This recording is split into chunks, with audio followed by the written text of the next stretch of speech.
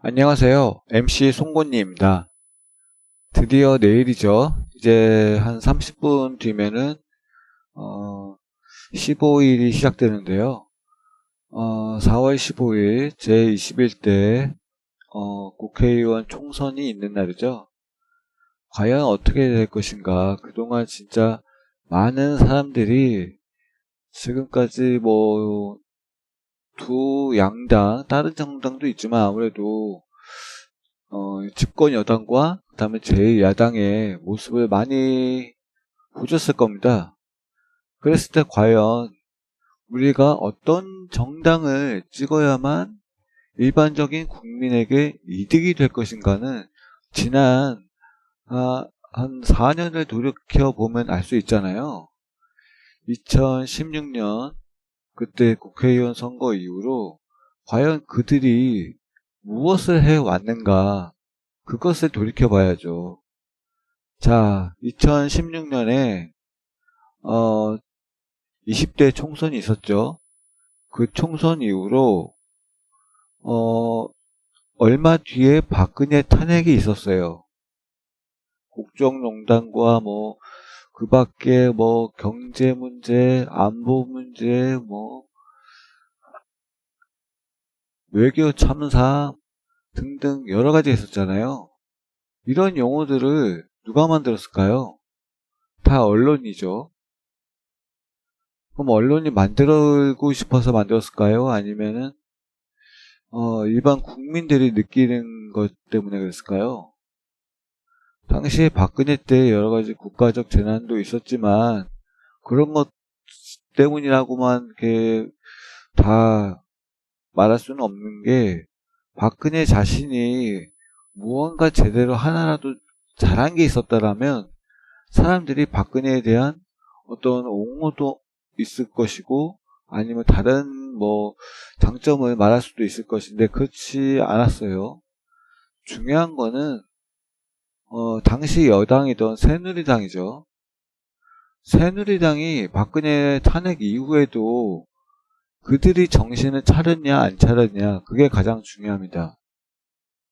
자, 박근혜 탄핵 이후로 2017년에 조기 대선이 있었어요.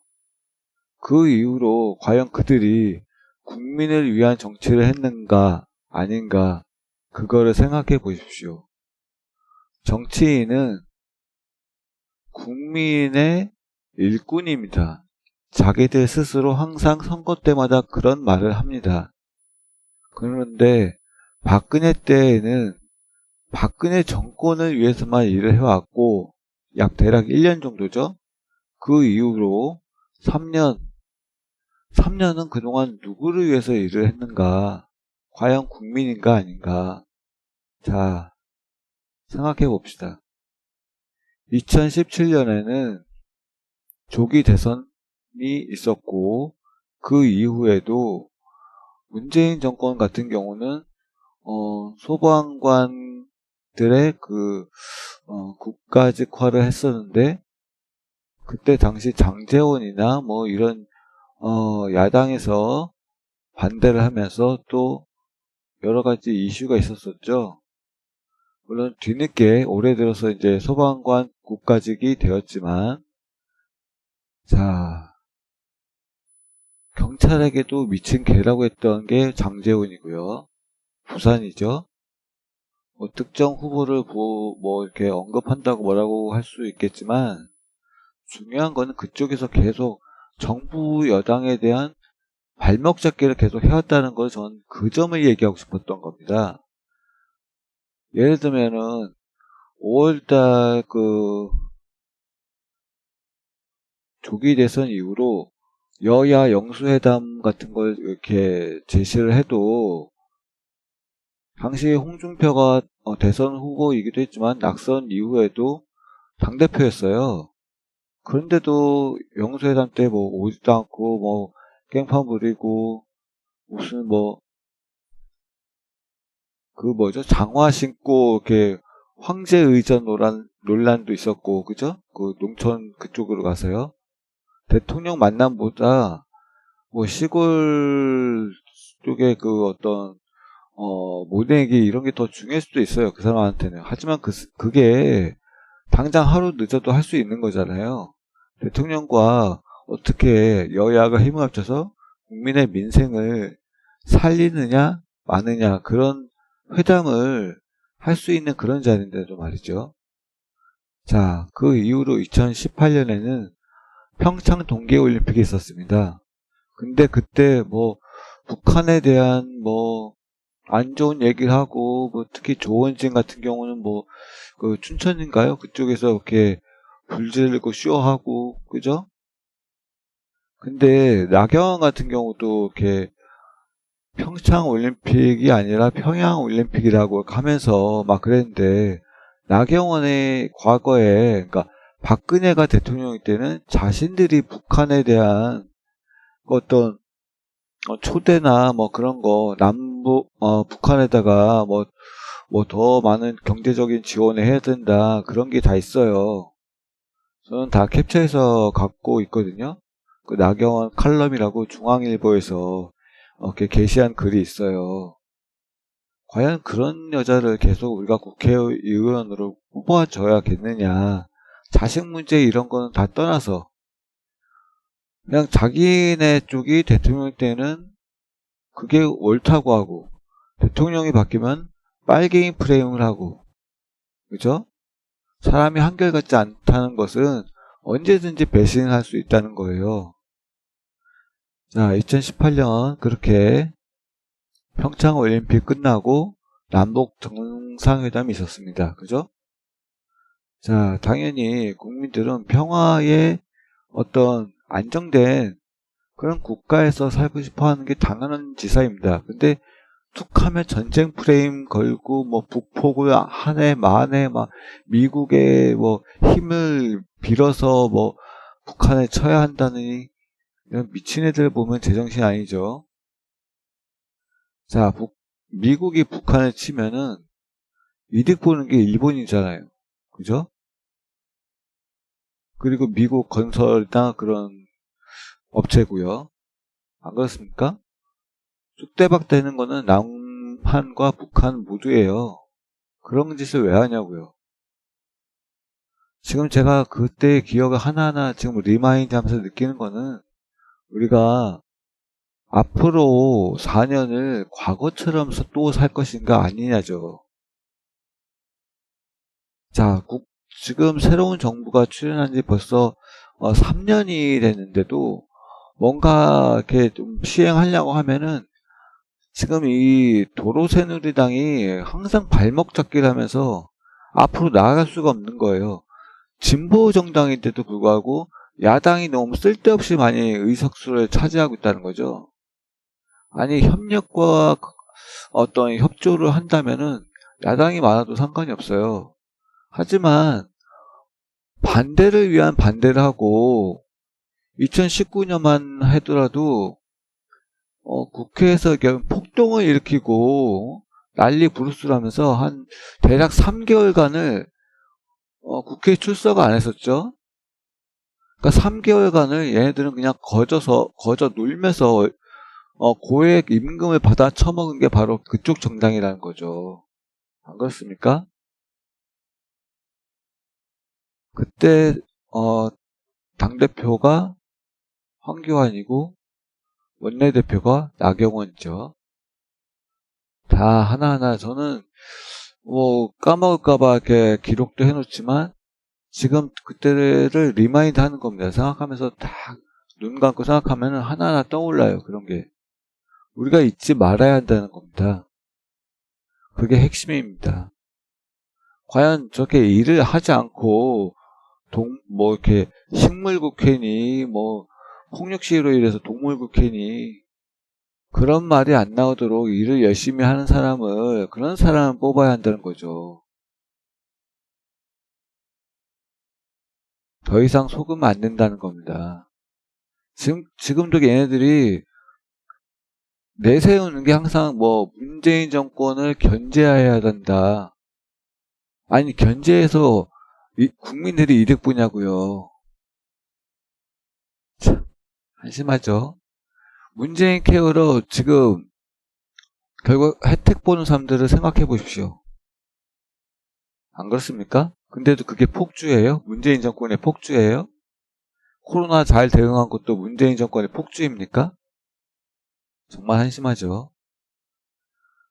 자, 옆에 화면은 제가 정치도 좀 재미있게 해야 된다고 생각해서 이렇게 예전부터 뭐 이렇게 대선 때라든지 아니면 뭐 전국 지방선거 때라든지 그것도 이렇게 얼마나 많이 득표를 할까 뭐 이렇게 퍼센트 맞추기 게임도 해가지고 뭐 이렇게 선물이랄까 뭐 그런 거 주기도 하고 뭐 그랬었는데 이번에는 좀 4월 1일이네요. 그때 했었는데 이번 21대 총선은 4월 2일에 했었는데 뭐 당연히 이번에는 제 여기 비사이더 카페가 많은 사람들이 빠져나가면서 좀 그랬는데 뭐 이렇게 응모한 사람 좀 적어요. 하지만 뭐 저는 그런 것까지 다 예상을 했지만 중요한 거는 이렇게 정치를 재미있게 사람들이 관심 있게 해야만이 더 많은 사람들이 정치에 대한 그 어떤 실망, 외면 그게 아니라 좀 더 이렇게 재밌게 정치를 즐길 수 있게 그러면서 이렇게 관심을 가지고 앞으로도 계속 정치를 관심을 갖는 그런 국민이 많아져야 한다는 것이죠. 자, 이렇게 해서 이번 총선 결과는 어떻게 할까요? 제가 일부러 웹브라우저를 띄우지 않고 그래서 제가 당시 글을 올렸던 내용을 캡처 이미지로 올리는 이유는 저희 회원들 아이디나 뭐 그렇게 공개가 안 되도록 하려고 일부러 이렇게 캡처 이미지로 보여드리는 건데 아무튼 저 같은 경우는 뭐 이렇게 그러니까 작은 텍스트를 만들어서 이렇게 드래그해서 이게 의석수를 이렇게 맞추는 그런 거를 했었어요. 근데 여기서 왜 정의당은 빠졌냐? 정의당에게서는 이제 실망을 워낙 해서 제가 예전에는 그 정의당 같은 경우는 비례로도 이렇게 투표를 하고 그랬었는데 글쎄요, 제가 앞으로는 정의당을 찍을 일이 없을 것 같아요. 뭐 국회의원 선거 이후로 앞으로 또 지금 2020년이니까 2년 뒤에 전국 지방선거가 또 있겠죠. 그때는 문재인 정권이 퇴임 이후가 되죠. 그때도 저는 정의당을 찍을 수는 없을 것 같아요. 제가 좀 오래 가거든요, 이런 거는. 저는 이렇게, 뭐, 배신자다, 뒤통수 맞았다, 이런 느낌이 들면 굉장히 오래 갑니다. 제가, 지금 미래통합당을 싫어하는 이유는 뭐 여러 가지 이유가 있지만 그 시작이 언제냐 2008년부터거든요. 벌써 13년 됐어요. 횟수로. 굉장히 오래 가는 거죠. 자, 정의당도 비슷하게 저한테 당할 거라고 저는 생각이 됩니다. 한 10년 정도 갈 것 같아요. 아무튼 이렇게 비례정당 뭐 이렇게 그 어떤 번호도 이렇게 설명했었고 자, 저 같은 경우는 그래서 뭐랄까요? 다른 분들에 대한 그거 뭐 자기 예측 이런 건 다 빼고 포상 이런 것도 좀 빼고 우리 쪽과 그러니까 이 카페와 상관 좀 있는 건 좀 빼고 저 같은 경우는 이렇게 예측을 했었는데요. 이거는 뭐 뉴스 첫 번째 제 댓글 같은 경우는 제가 방송에서도 이미 그 4월 10일 날인가 그때 얘기했었는데 총선 투표율이 그러니까 당일날은 55%, 그 다음에 사전 투표율 포함하면 아마 58% 정도 되지 않을까 이렇게 생각이 되는데, 그때 제가 4월 10일인가 그때 방송에서 얘기를 했지만, 이번에 사전투표율이 높은 거는 뭐 정치에 대한 관심 이런 것도 있지만, 말 그대로 코로나19 때문에 아무래도 좀 조기 투표를 많이 한 것 같아요. 그러니까 좀 사회적 거리두기 차원에서 말이죠. 자, 아무튼 그러면은 이 사전 투표율이 높으면은 당연히 당일날은 투표율이 낮아지는 겁니다. 당연한 거죠. 그리고 거기에다가 코로나 여파가 과연 선거 때 어떤 결과를 보일 것이냐. 지난 총선 결과도 보면은 보통 한 60% 정도였거든요. 제가 계속 투표 자료를 계속 쭉 모아오고 있는데 보니까 지난 총선 때도 대충 60% 정도 나온 걸로 제가 알고 있어요. 아무튼 결론적으로 저는 옆에 보시면 아시겠지만 제가 4월 14일인가 오늘이죠. 낮에 이렇게 써놨는데 전부터 써야지 했는데 깜빡해가지고 제가 요즘에는 방송 쪽에 이렇게 좀 이렇게 많이 신경 쓰다 보니까 저희 카페를 관리를 좀 잘 못했어요. 아무튼 이렇게 될 거다 저는 이렇게 생각이 되는데 오늘 MBC 뉴스를 보니까 MBC 뉴스에서는 뉴스데스크 거기서 보니까 민주당 자체적으로는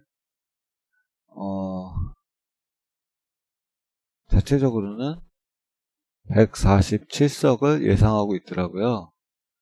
그런데 거기서 지역구가 130석이고 그 다음에 비례가 17석 그래서 이렇게 총 147석을 예상하고 있고 미통당 같은 경우는 137석을 예상하고 있는데 지역구는 120석 그리고 그 다음에 비례는 얘네도 17석을 예상하고 있더라고요. 여기서 보면 10석 정도 차이가 나죠. 그럼 여기서 무엇을 알 수가 있느냐. 민주당 쪽은 좀 시민들의 반응을 보고 좀 이렇게 예상을 좀 약간 높였다 이렇게 생각이 되는데 미통당은 반대로 그러면 반응이 안 좋으니까 좀 낮춘 거죠. 근데 얘네들은 샤이 보수층을 기대하고 있어요. 그리고 민주당 같은 경우는 말 그대로 좀 박빙 지역이 많이 좀 이렇게 당선이 돼야 이 정도 나온다고 이렇게 MBC에서 이렇게 분석하더라고요. 저 같은 경우는 그래서 뭐 이게 저녁 MBC 뉴스 아까 9시 뉴스 9시가 아니죠. 7시 반인가요? 이제 바뀌었는데 바뀐 꽤 됐죠. 아무튼 저 같은 경우는 144석을 아까 뭐 아침 10시 24분인가요? 그때 썼네요. 그때 썼는데 144석을 저는 이렇게 비례 포함해서 이렇게 썼고요. 그 다음에 미래통곡당, 그러니까 미래함신당이랑 제가 이렇게 일부러 걔네들은 싫어가지고 이렇게 썼는데 얘네는 이제 131석 이렇게 저는 이렇게 예상을 했어요. 그리고 열린민주당 같은 경우는 5석 정도 나올 것 같은데 아무래도 이거는 열린민주당을 제가 싫어하는 건 아니에요. 저도 열린민주당에 대한 관심은 굉장히 많았어요. 제가 저희 카페에도 또 글을 많이 쓰고 그랬지만 아무래도 제가 밀덕이라서 그런지 몰라도 힘은 하나로 모여 있을 때 그 파워가 굉장히 강합니다. 그거는 당연한 거고요. 뭐 김어준 총수도 그런 비슷한 얘기를 하는 거 보고 이건 어떻게 보면 상식이니까 그게 당연할 수 있는데, 중요한 거는 이번 정의당의 그 이슈만 보더라도 어떤 큰 틀에서 보면 같은 편이지만 세분화해서 나눠지면은 결국은 남이 되거든요. 한 가족도 부모와 자식 간의 생각이 다를 수 있고 형제지간에도 생각이 다를 수 있잖아요. 그러니까 큰 틀에서는 같은 가족이에요. 그래서 어떤 집 외부에 문제가 생겼을 때는 가족끼리 똘똘 뭉치지만 집 안에서 또 이렇게 어떤 사소한 걸로 다툼이 있을 수가 있거든요. 그런 점에서 봤을 때 되도록이면 같은 정당이 더 낫지 않을까 저는 그렇게 생각이 드는데, 어쨌거나 저는 옆에 쓴 대로 저는 예상하는데 과연 어떻게 되나지는 정말 모르겠습니다. 그건 내일 개표를 해본 그 이후에나 당연히 아는 거니까. 아무튼 내일 같은 경우도 저는 방송을 할까 했는데 난 방송은 안 하기로 했습니다. 제가 전에 8일인가요? 그때가 아마 제 방송이 2017년 대선이죠. 네. 그때 2017년 대선을 분석하는 방송을 했어요. 그러면서 이제 전국적으로 어떻게 개표가 돼서 어떻게 그 사람들이 밀어주는가, 문재인은 어느 지역에서 얼마만큼 밀어줬느냐, 뭐 어느 지역에서는 어떻게 뒤통수를 쳤느냐, 뭐 어떤 지역에서는 끝까지 변함이 없었느냐, 뭐 그런 거를 계속 보여줬었는데, 그때 방송 시간도 계속 굉장히 길었어요. 시간대별로 계속 캡처하면서 이게 보여드리고, 특히 대구 경북 성주 뭐 칠곡 이쪽 지역 사드 논란까지인데도 불구하고 홍준표에게 몰표를 줬다 뭐 하면서 그런 방송 했었죠. 제가 이 동네는 그래서 쉽게 변하지 않을 거다 생각을 해서 이렇게 미통당을 137석을 이렇게 제가 이렇게 한 겁니다. 물론 이거보다 낮게 나오면 낮게 나와서 전 좋죠. 근데 그래서 이거는 최대 맥시멈 정도 이 정도 나오지 않을까 생각을 하는데, MBC가 아니죠. MBC 뉴스에서 미래통합당 자체적으로는 127석을 예상하고 있어요. 그렇다면 얘네들이 자기들이 생각해도 민주당보다는 딸릴 거다라는 것을 알고 있다는 거죠. 미래통합당에는 자체 여론조사 기관이 있죠. 여의도 연구소라고요. 이게 꽤 역사가 깁니다. 미래통합당의 자체 여론조사 기관이죠.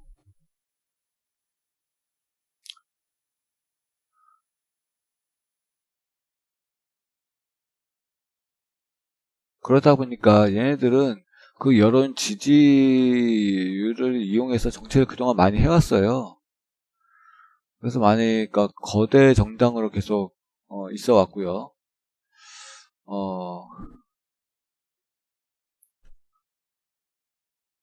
자, 뭐 저는 개인적으로 그렇게 크게 낙관하진 않습니다.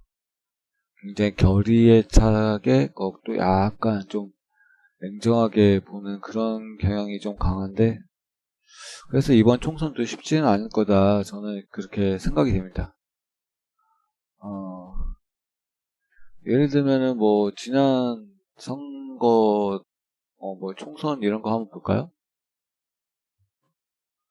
자, 여기 보시면은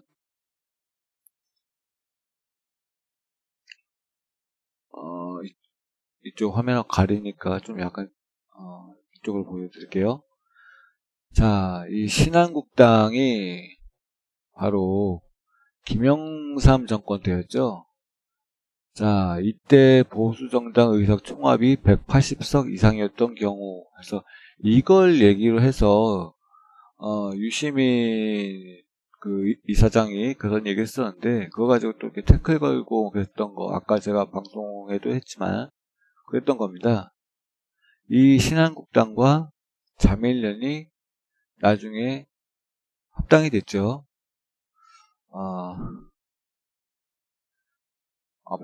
이쪽 자민련 충청도 쪽, 이쪽은 신한국당 경상도 쪽, 그죠? 자, 김영삼 정권의 IMF가 있는데도 불구하고, 자, 16대, 이때가 김대중 정권 때였죠. 자, 그런데도 불구하고, 한나라당이 이겼어요. 한나라당이 이렇게 만만한 정당이 아니거든요. 지금의 미통당. 자, 어떻게 IMF로 국가 부도 사태가 났는데도 불구하고 이렇게 당을 130석 이상이나 차지할 수 있었을까? 자, 결국은 정말 미스터리하죠.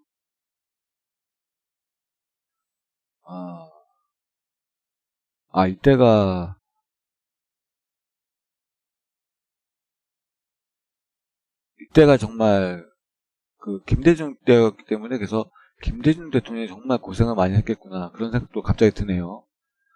자, 그럼 이 다음은 어딜까요? 17대, 노무현 대통령 때죠. 그때 우리당이 152석을 차지를 했는데, 다만 이때 그 탄핵 사건, 그것 때문에 국민들이 열받아서 이쪽으로 많이 갔죠. 그러니까 중도 쪽이 많이 갔다고 봐요. 그리고 일부 보수 쪽도 이쪽으로 가는데, 그건 아니다 싶어서 많이 좀 간 것 같아요.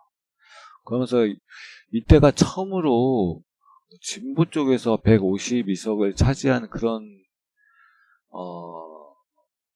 그리고 그 외에 이제 뭐 여기 보면 민노당도 있고 뭐 그렇게 하지만, 그다음에 새천년 민주당 그쪽도 이렇게 있긴 하지만, 이쪽은 경쟁 관계에서 크게 좀 못하는 그런 게 있었죠. 거기다가 나중에 열린 우리당이 또 이렇게 분열하게 된 그런 사태도 있었고요. 알고 보면 노무현 대통령은 굉장히 좀 고생을 많이 한, 그렇죠. 자, 이 한나라당은 어쨌거나 그 와중에도 121석 그 상태가 계속 유지가 됩니다. 자, 그리고 더 웃긴 거는 18대, 여기서는 이제 민주당이 완전히 쫄딱 망하는 그런 사태가 오죠. 이때가 이제 이명박 때죠. 이명박 때 한나라당이 거의 과반 이상을 차지하면서 진짜 무소부리의 권력을 이명박이 보여줍니다. 이명박이 어지간한 거 다 과반 이상이니까 다 밀고 나가가지고 결국은 나라가 헬조선이 된 거죠. 우리는 이명박이라는 그 캐릭터를 이미 알고 있었잖아요. 사기 전과 경력도 있고, 또 그 밖에 친재벌 정책을 대기업 출신이니까 친재벌 정책을 한다는 것은 불보듯 뻔한 거였고, 그 다음에 4대강이라고 이름 바꿔서 했지만 결론은 대우나를 하려고 했었잖아요. 처음에 대우나 뭐 판다고 이렇게 하는데 그게 말이 되냐고요. 그런데도 불구하고 왜 찍었냐, 저는 정말 이해가 안 가요. 저는 뭐 국가 정책 그런 걸 그 당시에는 잘 몰랐어요. 솔직히 정책에 대해 잘 몰라가지고. 하지만 사기 전과나 그 밖에 다른 뭐 이 사람이 국회의원도 이렇게 선거법 위반으로 얼마 안 돼서 이렇게 잘렸잖아요. 그런 이명박을 왜 찍냐 이거죠. 사소한 거 하나라도 잘못하는 그런 사람을 대통령으로 뽑으면 나라를 더 망치는 그런 게, 안 봐도 비디오인데 왜 찍었을까? 저는 당시 그 이명박 찍은 사람들 참 진짜 뇌가 궁금해요. 자, 그리고 박근혜 때 새누리당이죠. 이때도 보면 152석이에요. 정말 대단하죠. 어떻게 이렇게 됐을까? 아니 정말 미스테리합니다. 이명박으로 인해서 경제가 굉장히 안 좋아졌는데 천안함 사태도 북한이 했다고 뭐 그러는데 그건 북한이 하면 안보도 무능했다는 얘기인데 아니 그런데도 불구하고 한석 차이밖에 안 나요. 정말 엄청나죠. 그나마 이제 민주당이 약진을 했는데 이제 다른 쪽에서 많이 이제 끌어모은 거죠. 이제 나눠져 있던 이제 진보 분열도 이제 합당이 되고 하면서 이제 그나마 좀 이렇게 합쳐지긴 했는데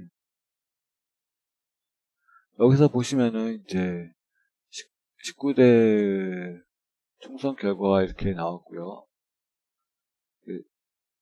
그 다음에 20대를 보시면 자 새누리당과 더불어민주당이 한석 차이밖에 안 나요. 자, 이제 박근혜가 이제 본격적으로 이제 대통령이 됐던 이제 그 시기죠. 2016년이요. 자, 한석 차이밖에 안 나요.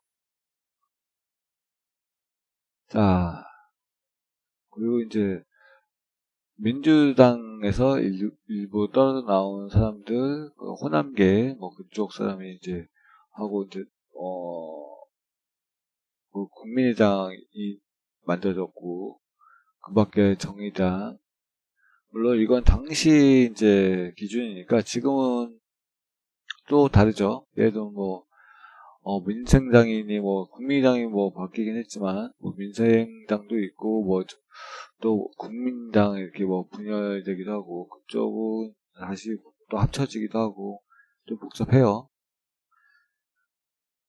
이제 이것이 어떻게 바뀔 것인가.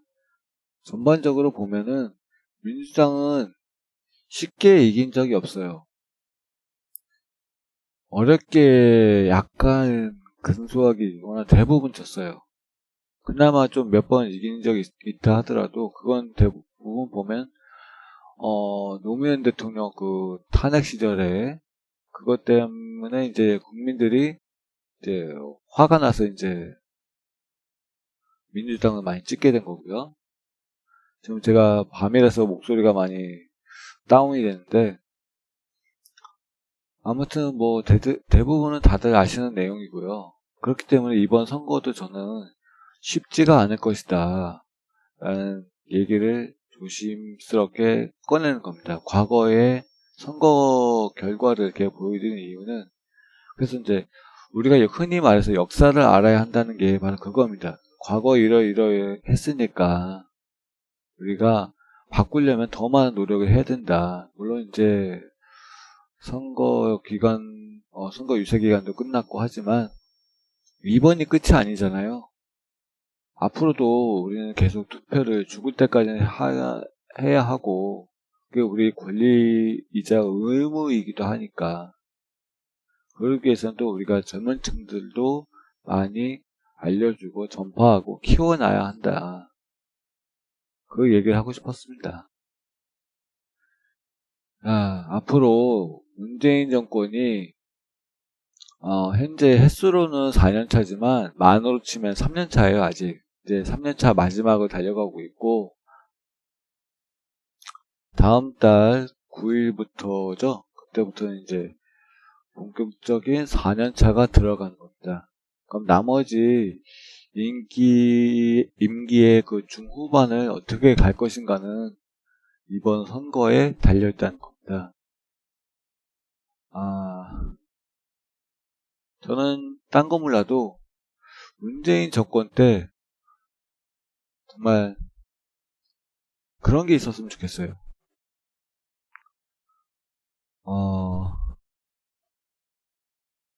가장 중요한 게 저는 이제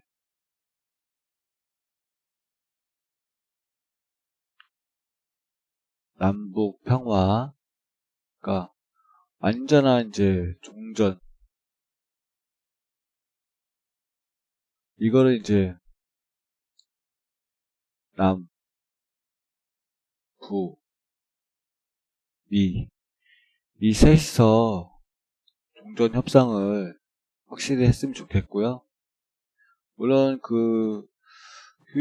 현재 휴전 협정은 북한하고 미국하고 돼 있죠. 이승만이 전시작전권을 미국한테 넘겨줬기 때문에 우리나라는 어떤 그 권한이 없어요. 제가 일부러 그래서 이것까지 얘기를 하려고 했어요. 첫째는 이거고요. 두 번째는 이제 전자권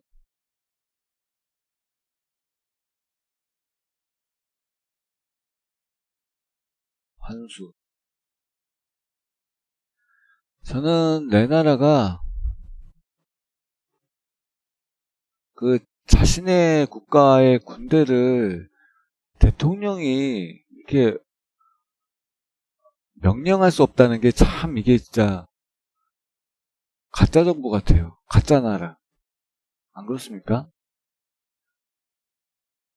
이승만 때문에 이 가짜 보수, 이승만 때문에 모든 게 다 망쳐졌습니다. 언젠가 한번 제가 그냥 제 나름대로 뭐 많은 분들이 이미 뭐 이승만에 대해서 많이 했지만 제 나름대로 이승만에 대한 평가를 좀 하고 싶어요.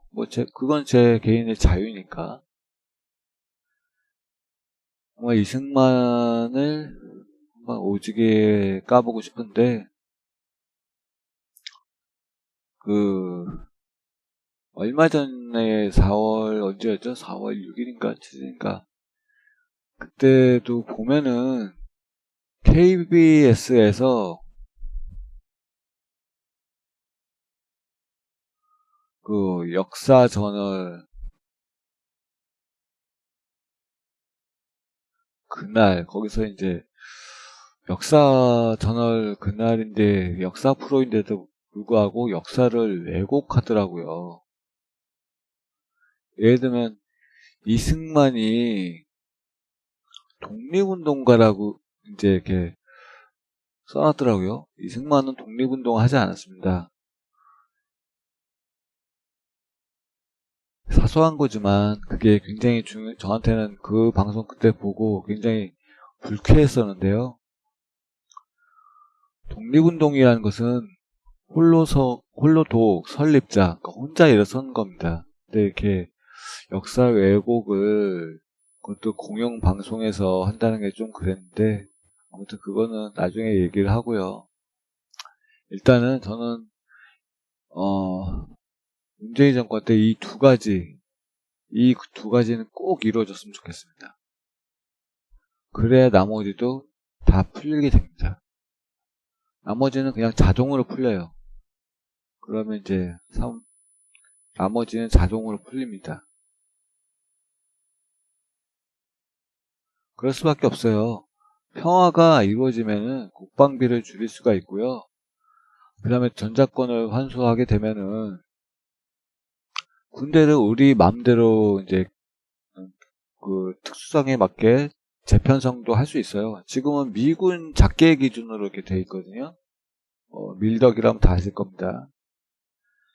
자, 그리고 국방비를 조금 이제 알뜰하게 써서 아낄 수 있다면 그걸로 이제 복지나 뭐 아니면 뭐 기타 정부에서 관련된 그런 데에 이제 돈을 국가에서 이제 지원해 줄 수 있어서 중소기업이라든지 그런 데 더 투자가 가능하겠고요. 그다음에 또 북한에 대한 이제 경제 협력으로 인해서 새로운 경제가 열릴 것이다. 진짜 이거는 엄청난 겁니다. 통일은 대박이라고 뭐 그때 박근혜도 얘기했었고요. 아무튼 북한의 자원과 우리의 기술과 그다음에 미국의 또 다른 뭐 기술과 그들도 어느 정도는 이득을 봐야겠죠. 그렇기 때문에 그들의 뭐 어떤 투자, 기업이죠. 그러니까 그런 게 있으면 이제 미국도 북한에 대한 공격을 할 수 있는 그런 생각이 딱 사라져요. 그렇게 되면 무슨 일이 생기느냐. 바로 미통당이 영원히 사라집니다. 끝나게 됩니다. 그러면서 이제 우리나라는 정치가 새로운 변화가 그때서야 진정으로 생기게 됩니다. 이게 원래 전부 다 따지고 보면은 노무현 때 생각했던 거거든요. 근데 다만 노무현 대통령이 뭐 김대중 대통령도 마찬가지고요. 이제 더 이상 이제 구식 정치가 아니라 새로운 이제 미래를 가려고 했었는데 김대중 대통령과 노무현 대통령의 아쉬운 점은 그걸 너무 늦게 했다. 임기 말에 해서. 그나마 이제 김대중 대통령은 좀 뭐랄까요. 그 당시에는 이제 IMF 이제 그 사태라서 어쩔 수가 없었죠. 근데 노무현 대통령 때는 또 뭐 이것저것 뭐 태풍이라든지 그런 문제도 있었지만 또 당시에 뭐 아무래도 그 당시 열린우리당 분열 이런 것도 많이 좀 여파가 있었을 것 같아요. 아무튼 너무 대북 정책을 너무 늦게 하는 바람에 임기 내에 어떤 좋은 결과를 가질 수도 없었고, 또한 거기다 가장 중요한 거는 당시 미국 대통령이 보수주의자인 부시였다는 거죠. 자, 지금도 이제 미국 보수 트럼프이지만 얘는 제가 예전에 뭐 사람들 카페에서도 이렇게 말씀드렸다시피 트럼프는 장사꾼이에요. 트럼프는 장사꾼이라고 지금은 뭐 다들 아시겠지만 그 당시에만 해도 뭐 왈가왈부가 많았지만 저 같은 경우는 장사꾼은 이명박과 똑같다.